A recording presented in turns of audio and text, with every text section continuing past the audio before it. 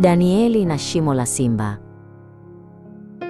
Hatimaye Danieli alichukuliwa kwenda shimoni la simba.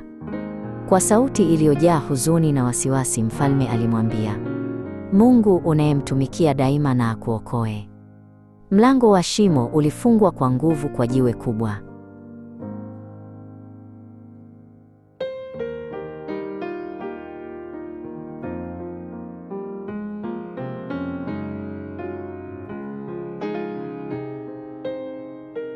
Usiku huo Mfalme Dario hakupata usingizi. Chakula wala mziki havikuweza kumfariji. Mawazo yake yalibaki kwa Danieli aliyekuwa shimoni la simba. Usiku ulipita polepole, ukiwa mzito kwa wasiwasi.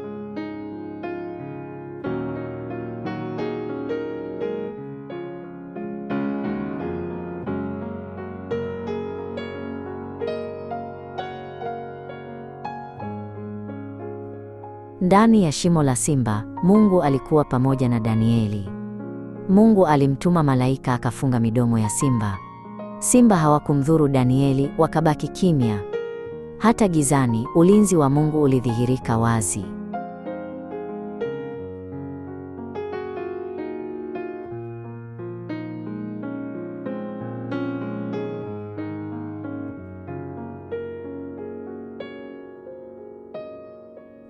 Alfajiri ilipofika, mfalme alikimbilia shimoni la simba.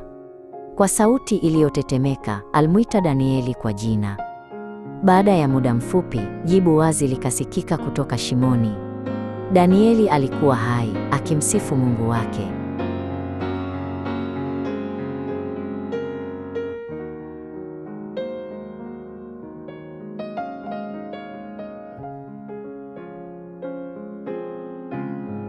Danieli alitolewa salama kutoka shimoni la simba.